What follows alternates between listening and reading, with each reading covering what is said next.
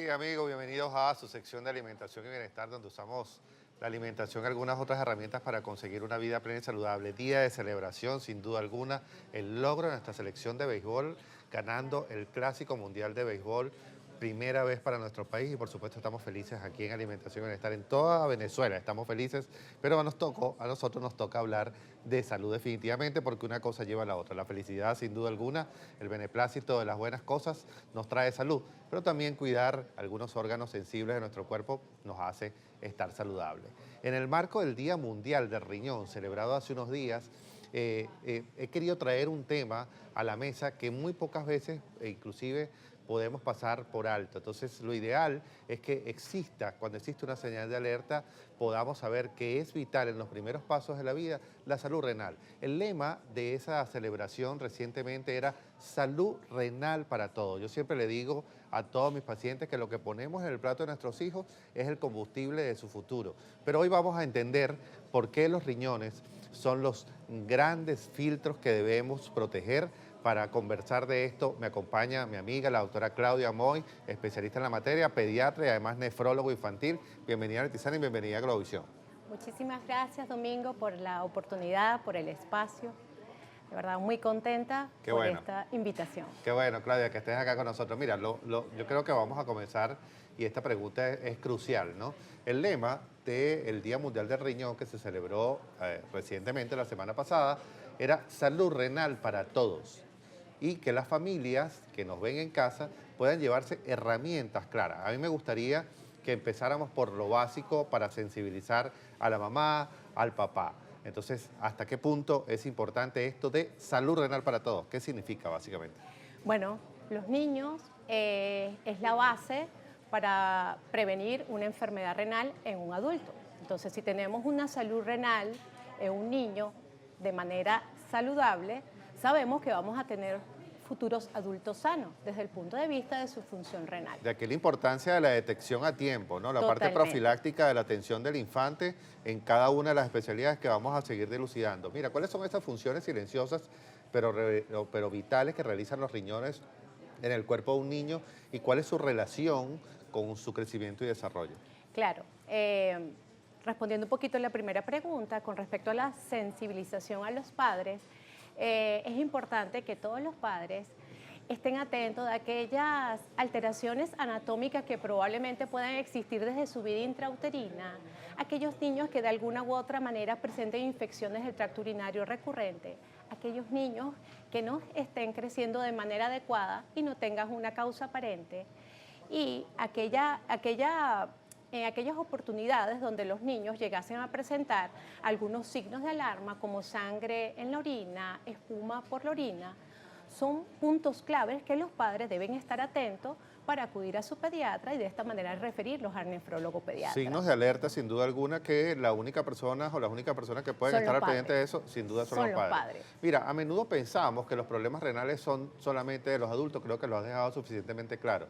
Esas señales de alarma que los padres no deben ignorar en el día a día de sus hijos, ¿qué tan importantes son? ¿En qué momento deben precisarlo? Ya tú las acabas de describir, pero ¿hasta qué punto son preocupantes? Porque a veces probablemente es una hematuria, una pequeña hematuria, no es tan alarmante, pero ¿hasta qué punto esos signos pues debemos resaltarlos rápidamente? Son totalmente importantes tomarlos en cuenta, ya que la enfermedad renal crónica en los niños es totalmente silenciosa. Entonces esos son como datos o como tips que los padres deben tener, y dentro de los que ya he nombrado, aquel niño que no tiene una talla adecuada, aquellos niños que les cuesta recuperar su peso, aquellos niños que pueden presentar hematuria, como tú lo nombraste, que es esa orina oscura, esa orina diferente. Correcto. Aquellos niños que pueden tener espuma en la orina. Inclusive hay signos que los cuales los padres deben estar atentos, como es la presencia de edema, hinchazón en los ojitos, en las manos, a final de la tarde que se le edematicen los bracitos. Entonces son signos importantes que los padres pueden estar atentos en casa si llegase a presentar algunos de estos. Atención con esto, padres y madres, porque definitivamente son signos de alarma que somos nosotros probablemente lo que debemos estar preocupados de nuestros hijos. Mira, desde mi área como nutricionista, digamos desde mi trinchera, me preocupa mucho el consumo de sodio oculto. ¿cómo afecta directamente el exceso de sal a la estructura del riñón de un pequeño a largo plazo? Y definamos lo que es exceso de sal, porque una Exacto. dieta hiposódica es una cosa, una dieta asódica es otra cosa, es son dos cosas totalmente totalmente cierto. diferentes. Recordando las funciones del riñón. El riñón, su principal función es un filtro, así tal cual. Es el filtro de la sangre, es el que va a recoger todos los desechos producto del metabolismo de todo lo que comemos. Correcto. Pero no solamente el riñón se encarga de filtrar y depurar la sangre. Se considera el riñón además como un órgano endocrino. Ahí se sintetizan ciertas hormonas, como la eritropoyetina, que es la hormona precursora para la formación de los glóbulos rojos. Se sintetiza o se da la forma activa de la vitamina D, se hidroliza la vitamina D. Es el responsable del equilibrio ácido-base del organismo, del control de todos los ácidos que generan los alimentos, y aparte se controlan todas las sales y minerales del organismo. Correcto. Entre estas tenemos el sodio, el potasio, el calcio, el ácido úrico, fósforo. Entonces, con respecto a responder a tu pregunta, ¿qué significa una dieta alta en sodio? Definitivamente el sodio lo podemos clasificar en varios tipos. Ese sodio, que es el sodio que viene en los alimentos naturales, que no podemos controlar. Que no lo podemos precisar porque no lo podemos es parte precisar, de su composición. forma parte de su composición. La carne, el pollo, el pescado tienen sodio, las leguminosas.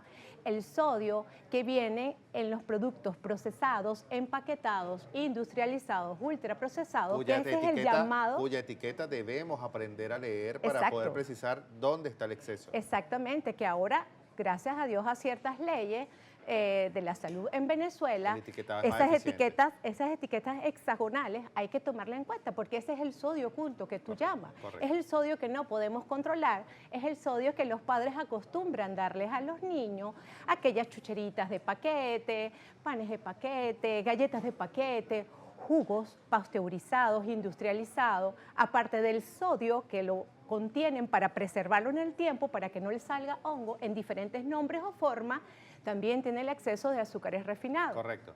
Entonces, ese sodio oculto es el que nosotros como padres debemos alertar a la población. Y aprender a leer básicamente las etiquetas. Mira, sabemos que la hidratación es clave, pero hay mucha confusión sobre qué deben beber los niños y qué impacto real tienen esas bebidas azucaradas y refrescos en la función renal infantil. Tú lo acabas de decir, el exceso de azúcares refinados y de carbohidratos que probablemente el niño no necesita. Pero ¿hasta qué punto la hidratación debe ser en base a qué?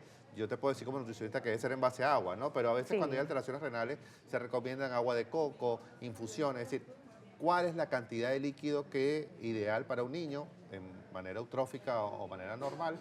Y hasta qué punto es importante reservar o limitar el exceso de otras bebidas que no sean agua específicamente. Nosotros como pediatras y como nefrólogos pediatras, tal cual tu recomendación, Domingo. O sea, la bebida principal en los niños debe ser agua, que algunos de los pediatras y nefrólogos lo podemos calcular dependiendo de su peso, su superficie corporal y por supuesto en Venezuela, en los climas cálidos, esa ingesta debe ser mayor, sobre todo si hace actividad física, si están expuestos al calor. Siempre el agua va a ser la prioridad. Va a ser la prioridad. Con respecto a infusiones, de hecho en nefrología pediátrica está proscrito el uso el consumo de infusiones por parte de los niños. Okay. En primer lugar, siempre va a ser el agua su bebida ideal. Olvidarnos de esas bebidas azucaradas, inclusive esos zumos o jugos de la fruta. Preferiblemente siempre recordamos dar la fruta entera en contraposición al consumo de jugos que ya sea la fruta natural, pero igualito. Sí. O sea, es totalmente lo más recomendable el consumo del agua. Mira, excelente, Claudia. Se nos quedaron algunas preguntas por responder y por hacerte. Una excelente entrevista sin duda alguna y un tema que seguramente vas a poder desarrollar en tus redes sociales y también en las redes sociales de La Tisana. Tu punto de contacto para quienes quieran ubicarte no solamente para tus cuidados, sino para tus consejos, evidentemente. Claro, me pueden seguir por Instagram, @claunefropediatra. Perfecto, muchísimas gracias por acompañarnos en La Tisana. Recuerden, amigos, que hoy pueden seguirme por @DomingoPorras en Instagram, y allí nos va a llevar al resto de mis redes sociales para seguir siempre compartiendo información de interés nutricional que les sea de provecho. Feliz y bendecido día, vamos a la pausa y venimos con más en breve de La Tisana. Gracias.